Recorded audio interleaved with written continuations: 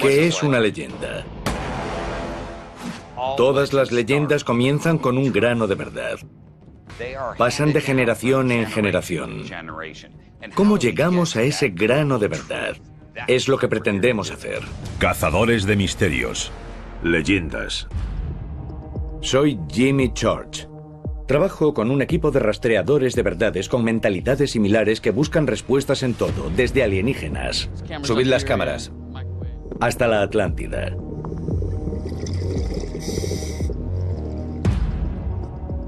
Las mejores historias son los misterios que perduran hasta convertirse en leyendas.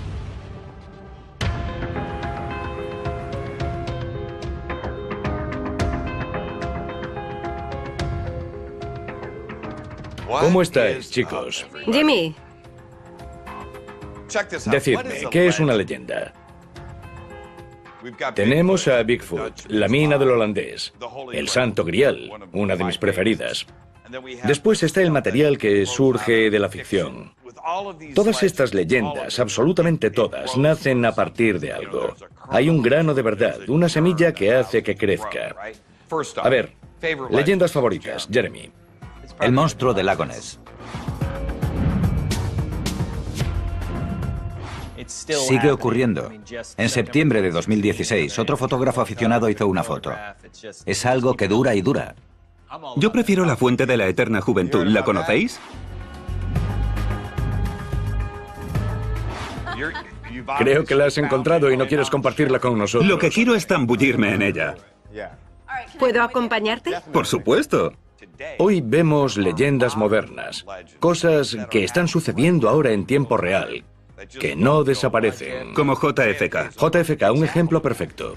Es cuando la conspiración llega al gran público. Se produce porque los ciudadanos prestan atención a algo que estaba oculto y que les interesaba mucho. Existe la teoría de que fue un término que creó la CIA. Dijeron, no, solo son habladurías. Es una teoría de la conspiración. Sí, si buscas una conspiración y quieres dar razones para que la gente se alarme, oculta algo durante 75 años y no lo divulgues hasta que hayan muerto todos los implicados.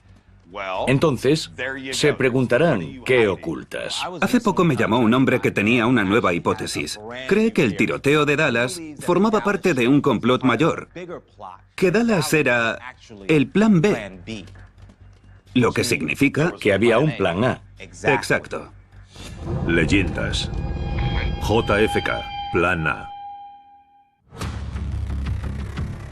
El asesinato del presidente John F. Kennedy es uno de los grandes misterios de nuestra época. Me ha llegado un soplo que da otro giro a esta historia. John Santres es un profesional de la radio y los podcasts de Chicago que lleva años investigando el asesinato de Kennedy y que ha formulado una teoría sorprendente. Dallas era el plan de contingencia. El asesinato de Kennedy estaba programado para 3 semanas antes, aquí, en Chicago. The President of the United States is dead. Durante años trabajé como periodista deportivo especializado en boxeo, un deporte con una larga historia de relaciones con la mafia, la delincuencia. Se oyen historias. Fue ahí cuando me hablaron por primera vez del complot de Chicago. Estaba previsto que el presidente Kennedy visitase Chicago el sábado 2 de noviembre de 1963. Pero el viaje se canceló repentinamente. Algunos creen que el servicio secreto tenía noticias de un complot para matar al presidente en Chicago. Un complot con inquietantes similitudes con el que se llevó a cabo en Dallas 3 semanas después. La primera prueba es un informe de la policía de Chicago. En Chicago vivía un tipo, un solitario. Era cliente habitual de un bar y el dueño del bar habló con un policía de Chicago. Hay un loco que no deja de decir que cuando venga Kennedy, alguien debería matarlo. Ese tipo solitario es Thomas Arthur Valley. Si comparas las fotos, es tan parecido a Oswald que tienes que fijarte de nuevo. 2 tipos inestables que han sido militares, con experiencia como francotiradores. Otras semejanzas. Sí, el modelo es el de un tirador solitario con síntomas de inestabilidad. Es extraño, muy extraño. Debemos tener en cuenta otro punto. Semanas antes de la visita programada, los periódicos de Chicago publicaron con detalle la ruta de la caravana de Kennedy. Un trayecto desde el aeropuerto O'Hare que recorría la ciudad hasta el estadio Soldier Field, donde el presidente asistiría a un partido de fútbol americano entre militares. Estamos en la 90, que es por donde habría venido Kennedy desde el aeropuerto. Sí, es cierto. Es una ruta directa que está llena de pasos elevados, desde los que la gente habría visto la caravana en su camino hacia el estadio. Hoy, el servicio secreto no habría permitido que el presidente hiciera un trayecto tan inseguro. Pero los trayectos de Chicago y Dallas no eran tan inusuales en la época. Salvo en un detalle. ¿Os acordáis de nuestro sospechoso, Thomas Arthur Vallee? Antes de la visita a Chicago, Vallee consiguió un nuevo empleo. ¿Ves este edificio? Aquí trabajaba Vallee, en el 625 este de Jackson Boulevard, con vistas directas a la ruta de la caravana de Kennedy. Fíjate en su posición. Es el lugar perfecto para eliminar un blanco móvil, igual que el depósito de libros de Dallas. Estas calles estarían llenas de gente cuando pasase el presidente. Es evidente que desde este edificio hay un tiro claro. Sí, el edificio de Vallee era una ubicación ideal. A la vista de sus amenazas en público, pudo haber entrado en el edificio y disparar.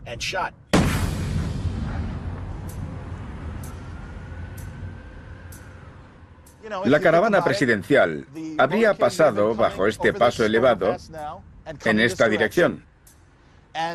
Y en lo que respecta a Vallee, trabajaba aquí en el 625, que es donde estaba la imprenta. Sí. En mi opinión personal, en caso de tiroteo, se había producido desde el 8º piso o incluso la terraza. Esta parte de la calle es una zona de muerte. Sí. Era un blanco perfecto.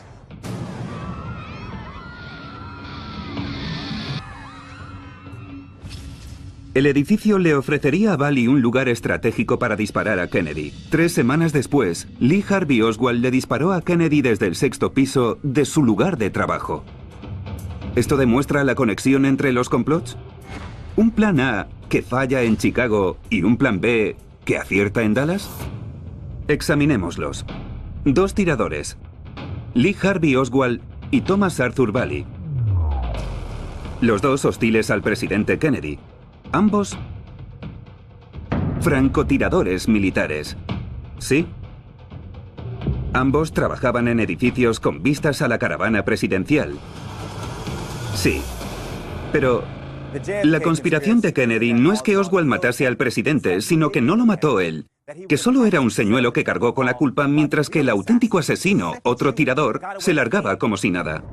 Si John encuentra pruebas de un segundo tirador en Chicago, podrá relacionar el plan A, los sucesos de Chicago, con el plan B, Dallas. De momento tengo una historia fascinante, pero no es más que una teoría conspirativa. Necesito pruebas sólidas. Para eso hemos venido, ¿no? Por fin he podido encontrar a alguien y concertar una reunión. Estaba destinado en Chicago durante la conspiración del plan A. Es un agente del servicio secreto que fue asignado a la brigada de la Casa Blanca. Fue el primer agente negro del servicio secreto que entró en la brigada de la Casa Blanca. De hecho, Kennedy le llamaba el Jackie Robinson del servicio secreto.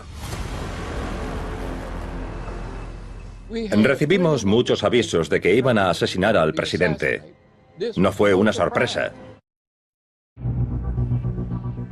Entonces, ¿había un asesino esperando en cada ciudad durante la gira presidencial de Kennedy? Si haces una comparación entre Lee Harvey Oswald como plan B en Dallas y el tirador del plan A en Chicago, te quedas alucinado. Fíjate. Sabemos que en Dallas estaba Lee Harvey Oswald. Thomas Arthur Vallee participó en el complot del plan A de Chicago. Estuvo en los Marines. Fue francotirador. Trabajaba en una imprenta con vistas a la caravana. Hay muchas similitudes. Por eso es interesante. Leyendas. JFK, Plan A. El periodista John Saintres buscaba la verdad sobre un complot para asesinar al presidente Kennedy en Chicago, 3 semanas antes de su muerte en Dallas. Ha localizado un testigo que podría relacionar ambos complots. Abraham Bolden, exagente del servicio secreto de JFK. Creo que tiene información desconocida por el público.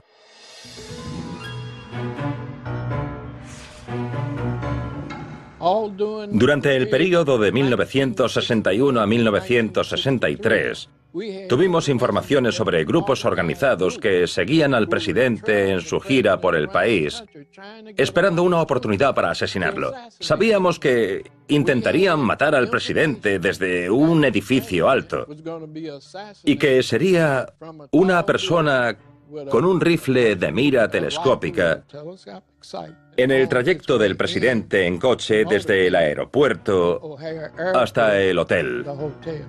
El soplo fue sobre Thomas Arthur Vallee. Yo sabía que habían detenido a Thomas Vallee. En la detención encontraron rifles en su maletero. Él afirmó ser solo un chivo expiatorio. Es posible que fuese un cabeza de turco. Sí, claro. Nos llamó una casera que vivía en North Avenue, en la parte norte de Chicago. Había visto rifles con mira telescópica en una habitación que le habían alquilado 2 hombres. La casera denunció haber visto algo más que rifles. Un mapa de la ruta de la caravana del presidente Kennedy. ¿Podría tratarse de los segundos tiradores del Plan A? Un soplo anónimo confunde a las autoridades con el aviso sobre un tirador solitario, mientras una casera se topa con un presunto grupo de sicarios que trabajan clandestinamente. Pensadlo. A pesar del aviso, el gobierno permitió que estos presuntos asesinos huyeran. Estropearon la investigación. ¿Cómo? La estropearon. Joe Noonan era el que dirigía la investigación. El despacho de Noonan estaba al lado del mío. Bien, oí a Joe Noonan quejarse de intromisiones en su investigación. Él creía que era el FBI o la CIA. Todo salió mal. Sí, ¿por qué? ¿Por qué? Buena pregunta. ¿Por qué? John había oído que se denunció un complot contra el presidente. Al parecer, alguien del FBI o de la CIA puso fin a la investigación. Y el 22 de noviembre de 1963, 3 semanas después, en circunstancias casi idénticas, asesinaron al presidente Kennedy. John cree que es posible que alguien, dentro del gobierno, ocultase el fallido Plan A y activase el Plan B en Dallas.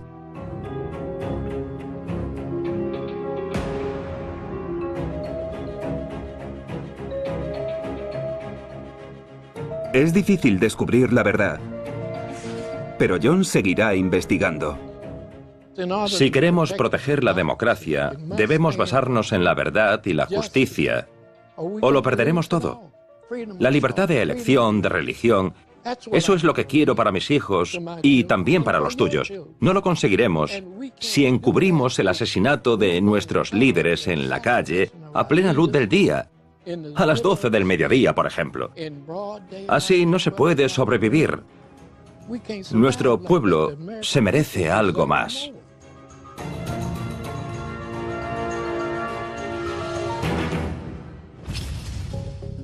Es una locura. Y lo extraño es que no tengamos más datos. ¿En serio?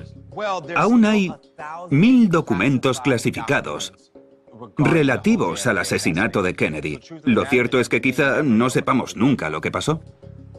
Una locura. Las conspiraciones del gobierno provocan grandes leyendas, pero me gustan más las leyendas sobre tesoros reales porque a veces obtienes respuestas. No hay nada como la búsqueda del tesoro. Cierto. Algunos de estos hallazgos son muy recientes. En 2011 se encontró una cámara secreta en un templo de la India que se dice que vale miles de millones. Aquí tengo otro de 2013. Hay un tesoro que se descubrió durante unas excavaciones en la Universidad Hebrea de Israel. Siempre viene bien encontrar oro perdido en el desierto. Resulta que tengo una buena amiga, Erin Ryder, que ha estado en Arizona buscando el oro de la mina perdida del holandés. Adelante. ¿Sí? Hola chicos, me alegro de veros. Jeremy y yo estábamos hablando de la mina perdida del holandés. Hace tiempo que siento fascinación por la mina perdida del holandés. He estado con un hombre llamado Robert Kesselring. Es un gran experto en la mina del holandés y afirma saber dónde está el tesoro. Quiere encontrarlo, pero el gobierno le impide excavar. Fui allí porque quería saber por qué. Leyendas. El oro perdido del holandés. Los apaches temían este lugar. Cuando llegaron los colonos, lo bautizaron como las montañas de la superstición. Los españoles vinieron aquí en busca de oro, que pagaron con hambre, sed y a veces sangre. Dice la leyenda que una familia de colonos españoles, los Peralta, hallaron un filón de oro aquí, en la década de 1840. En un enfrentamiento con los apaches murieron casi todos los Peralta, que se llevaron a la tumba el emplazamiento de la mina de oro. Años después, aparece el holandés, un colono alemán llamado Jacob Waltz.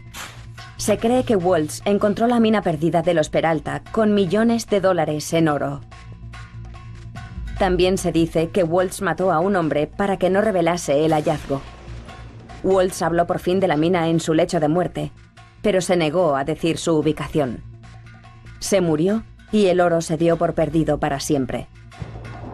Pero la leyenda sobrevivió en los susurros de las cumbres hechizadas. En la década de 1930, un buscador de oro se puso a buscar la mina del holandés. Encontraron su cráneo con 2 agujeros de bala. La muerte es una vieja conocida en las montañas de la superstición. Los inviernos extremos, los veranos tórridos, las armas y la codicia han acabado con muchos buscadores de tesoros, y el oro sigue perdido. En la década de 1940 hubo un gran hallazgo. Se encontraron tablillas de piedra cerca de las montañas de la superstición. Eran mapas enigmáticos en español. Según los rumores, los pocos Peralta que sobrevivieron a la batalla con los apaches dejaron este mapa del tesoro con la esperanza de reclamar sus riquezas. La enigmática historia de los mapas ha cautivado durante años a Robert Kesselring. ¿Cómo empezó a interesarte este misterio? Nuestro impulso inicial no fue encontrar la mina del holandés, sino descifrar los mapas de piedra de los Peralta, o mejor dicho, las tablillas de piedra, porque no se sabe si son de los Peralta. Nuestro objetivo era lo que yo llamo el viaje de los Peralta muertos. ¿A dónde fueron? ¿Dónde estuvieron? ¿Dónde murieron? ¿Qué hicieron allí? Pero los mapas se niegan a revelar sus secretos. Un reto era encontrar los puntos de referencia marcados, otro calcular las distancias indicadas. Pero al sobrevolar las montañas, Robert vio algo extraño. Había visto esta flecha blanca en 1997 al sobrevolar las montañas. Era enorme. Me pregunté qué hacía allí, porque el gobierno no pinta líneas blancas en medio de ninguna parte, que yo sepa. Busqué en Google Earth y allí estaba. Era una característica natural que se había modificado. Robert tuvo una corazonada y comparó fotos aéreas de la flecha con una en el mapa de los Peralta. Eso cambió su marco de referencia. Me di cuenta de que todos los que habían investigado el tesoro o la mina buscaban pequeños petroglifos. Esta flecha mide 50 metros. Después de calcular la escala del mapa, Robert tuvo una revelación mayor. Si los mapas los crearon los Peralta, era muy posible que no utilizasen el sistema británico de medidas. Resulta que en 1821, creo, adoptaron el sistema métrico. La gente con la que hablé medía en millas y pies. Si se pasaron al métrico, medirían en metros. De repente todo encajaba. Es cuando empiezan a tener sentido los mapas. Estas son las famosas piedras de los Peralta. Sí, son las piedras de los Peralta. Explícame cómo las descifraste. Gracias a la flecha blanca, comprendimos que se usaba una escala errónea. La pregunta era, ¿cuál es la escala? Se me ocurrió que estos podrían ser senderos. La gente sigue pensando que esto es el río Salt, pero se equivocan. ¿Qué pasa si lo giramos un cuarto de vuelta? Lo monté todo en Google Earth y coincidía. Así que descubrí que aquí está el este. Después vi esta curiosa ecuación y pensé, es un acertijo. 2 es igual a 3, 18 es igual a 7. Cuando el 7 es igual a 18, me di cuenta de que ahí se ven 18 agujeros. Si utilizaron el sistema métrico, ¿qué sentido tiene? Sé que la cruz en esta piedra señala el comienzo. Ellos irían allí y rezarían pidiendo protección antes de adentrarse en la zona peligrosa. Ese sería la posición número 1. Ahí está la 2 y la 3. ¿La distancia entre las 3 y ese gran agujero es de 2 kilómetros? Lo era. Me dije, bien, esta es la posición 18. ¿Qué distancia hay hasta el centro? 7 kilómetros. Los descubrimientos de Robert lo cambian todo. Pero seguimos sin saber si estos mapas conducen realmente a la legendaria mina perdida del holandés. Robert Kesselring ha decidido encontrar la infausta mina perdida del holandés. Su singular interpretación de las piedras de los Peralta podría ser la clave para resolver el misterio y localizar un tesoro de millones de dólares. Los cálculos de Robert señalan una mina abandonada en medio de las montañas de la superstición. Bienvenida a Marte.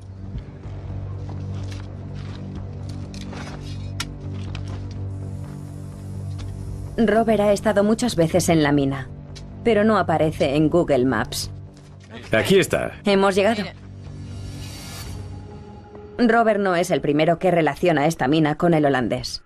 Hace una década, el buscador de tesoros Ron Feldman llegó, gracias a sus cálculos, a esta misma mina. Estas toscas galerías guardan secretos. Pero se supone que hace mucho que se agotó el oro de esta mina. Ron Feldman movió cielo y tierra para conseguir un permiso de excavación, pero no halló el oro de los Peralta. Provisto de un GPR avanzado, un radar de penetración terrestre, Robert tiene su propia teoría. Recorre tus 3 caminos. Empezamos. Están a la derecha, Vale. en el medio y a la izquierda. Prueba, a ver si lo encuentras. El programa escanea el terreno tramo a tramo y dibuja un mapa muy exacto de lo que hay debajo. Perfecto. Robert cree que los anteriores buscadores pueden haber pasado por alto el mejor lugar para encontrar oro. Bien. Se ve aquí al final. Lo que nos dice esto es que a la mitad del recorrido, a unos 6, 8 pies, Sí, en este punto, ¿ves esa viga? sí. Está encima de un agujero. Se excavó y después se rellenó el agujero con escombros.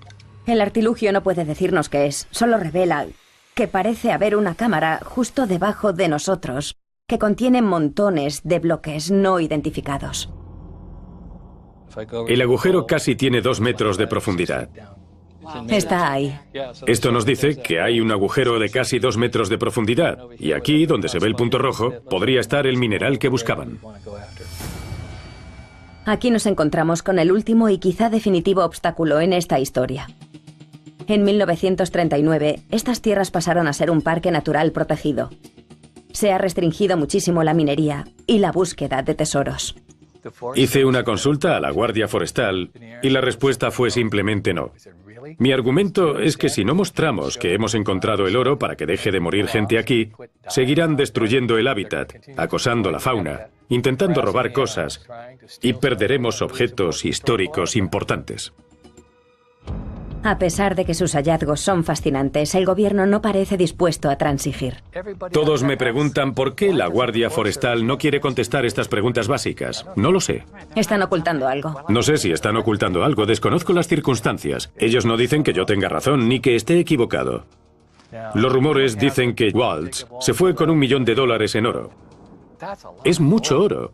Y eso es lo que está buscando todo el mundo. Pero hay un problema. No pueden tenerlo porque es una propiedad pública, es del gobierno. Todos me preguntan si soy consciente de que no sacaré nada, pero me parte el corazón saber que sigue muriendo gente ahí. La lección que debemos concluir es que la codicia mata.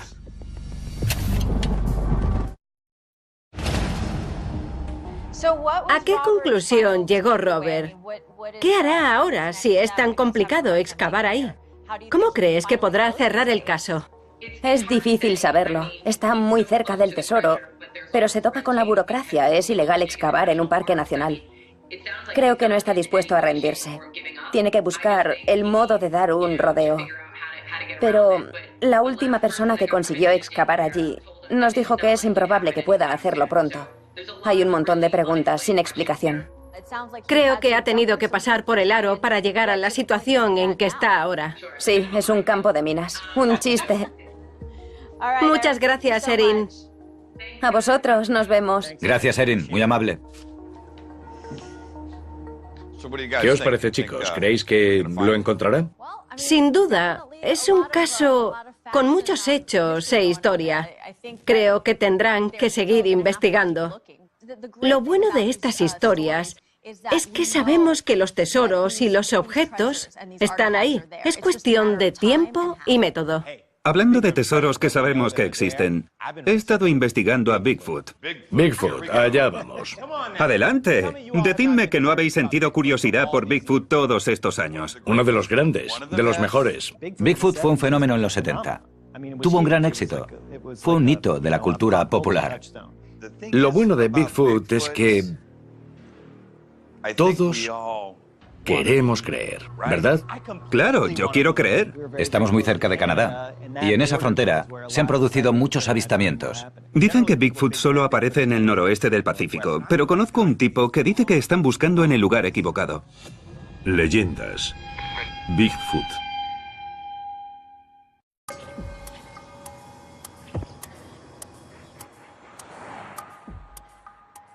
La mayoría de los avistamientos se produjeron en el noroeste del Pacífico, pero hoy me dirijo al otro extremo del país.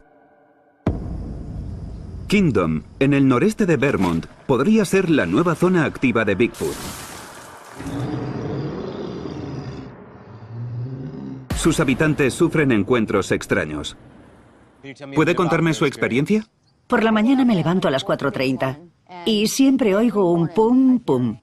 Mi marido dice que son pájaros carpinteros. Yo digo que no, que esos pájaros siguen haciendo ruido. Esto se lo hace pum, pum todas las mañanas. Son golpes que da Bigfoot en los troncos. ¿Hay mucha gente aquí que crea eso? Sí, bastante. Hay muchos escépticos, pero yo creo que hay motivos evidentes para creer. He venido a reunirme con Chris Neal, residente en Kingdom y experto en Bigfoot. Hola, Chris. Hoy me enseñará algunas pruebas físicas que ha descubierto durante sus exploraciones.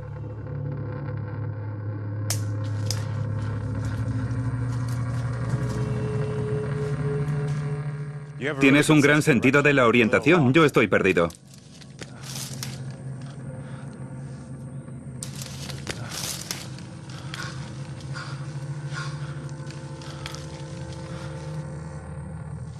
Es como si estuviese en la selva. Cuando ves un barrizal, es conveniente acercarse y buscar huellas. ¿Esas son huellas de Sasquatch? Ojalá. Es interesante encontrar pisadas de grandes alces o de osos. ¿Ves alguna? Veo huellas de ciervo. Qué aburrido. Pero nunca debes dejar pasar una oportunidad como esta. Porque cuando encuentras una huella con 5 dedos, como la del pie de una persona, pero sin arco, sí, de 45 centímetros de largo y 19 de ancho, te alegra el día. Muchos os preguntaréis cómo un ser tan grande como Sasquatch lleva muchos años evitando que lo vean. Solo os digo una cosa. En 2015 se descubrieron 18.000 especies de animales nuevas. Se descubrió incluso una nueva raza de lince en las junglas brasileñas. Eso nos hace pensar que es posible que una criatura semejante a Bigfoot haya pasado inadvertida. Verás muchos árboles caídos, con las ramas rotas, y a veces con la corteza arrancada. Eso siempre me intrigó, y un estudio sobre gorilas de montaña afirma que estos comen madera putrefacta para conseguir sodio. Creo que Sasquatch también lo hace.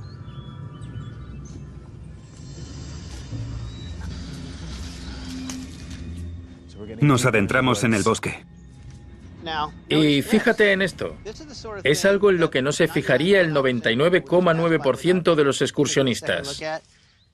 Tenemos estos troncos que no han crecido aquí. Los han clavado.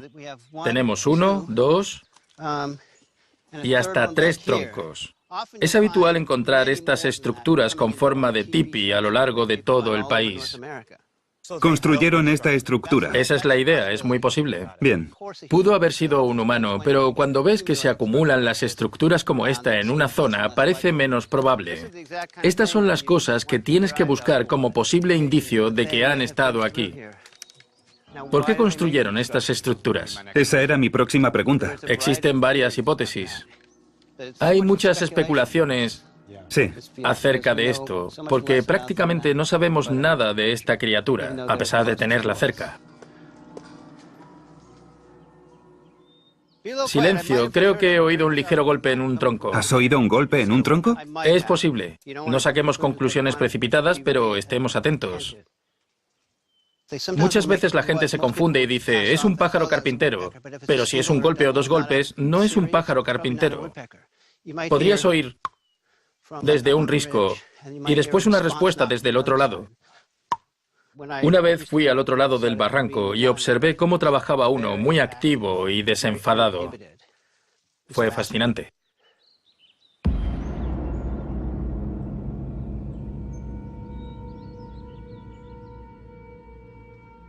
Muchos buscadores de Bigfoot creen que los golpes en los troncos son un medio de comunicación no verbal entre ellos. La teoría más popular sobre Sasquatch dice que es un híbrido evolucionado de ser humano y primate. Se cree que su comportamiento es similar al de los primates. Pero ¿cómo puede existir Sasquatch aquí si no hay simios en América del Norte? Lo cierto es que hay restos fósiles de primates que vivieron en el continente. Las estructuras que señala Chris se parecen a los nidos elaborados que vemos en los hábitats de los gorilas africanos. Los golpes también se parecen a los que se dan los gorilas en el pecho para avisar de un peligro. Si hay un Sasquatch cerca, espero que sepa que somos amigos.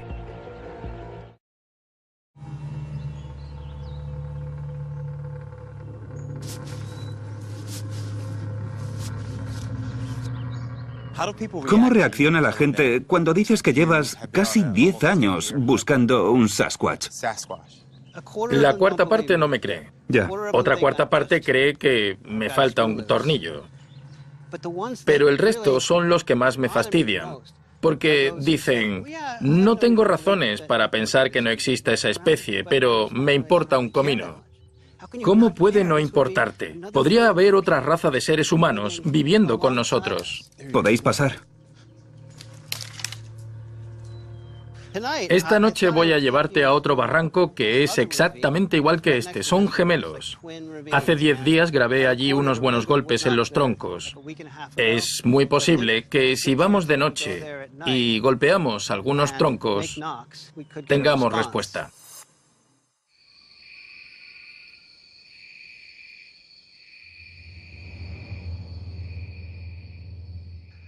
Hay distintas teorías sobre cómo provocar la respuesta de un Sasquatch durante las investigaciones nocturnas. Están muy atentos a todo lo que hacemos.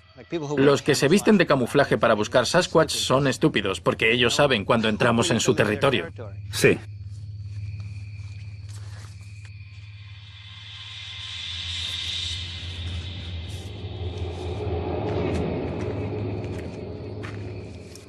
Es increíble que hagas esto de noche y solo. Las claves de esta investigación son la paciencia y la insistencia. Es una afición extraña. Extraña para ti, aterradora para mí. Somos un grupo y yo estoy muerto de miedo. Puedes salir 100 noches y solo en 6 o 7 encuentras acción. Pero una vez que te metes... ¿Alguien ha dado un golpe? Creo que he oído algo. Sí, yo también. Sí.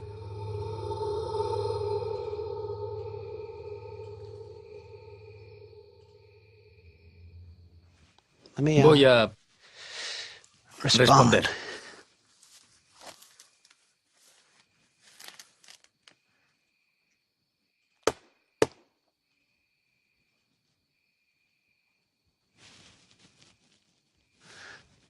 Quizás se oigan algunos golpes por ahí.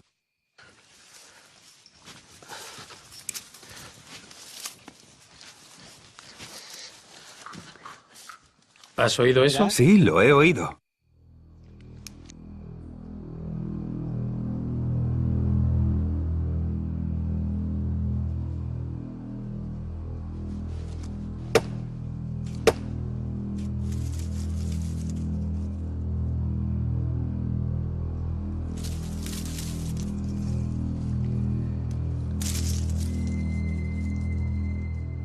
Gracias. De nada. Cuantos más golpes das, más ruidos pequeños empiezas a oír alrededor. Sí. Cuando hay respuesta, te emocionas y piensas que estás a punto de descubrir algo importante. Pero lo cierto es que eso solo acentúa la brecha, porque está cerca y al mismo tiempo lejos. Puede ser frustrante y emocionante a la vez. La mayoría de las noches no tienen ganas de jugar. Si lo hiciesen siempre sería demasiado fácil. No funciona así. Hemos oído golpes que podrían ser suyos. Me encantaría oír un grito espeluznante desde lo alto de esa colina. Y seguro que a ti también. Sí. Y después echaría a correr en esa dirección.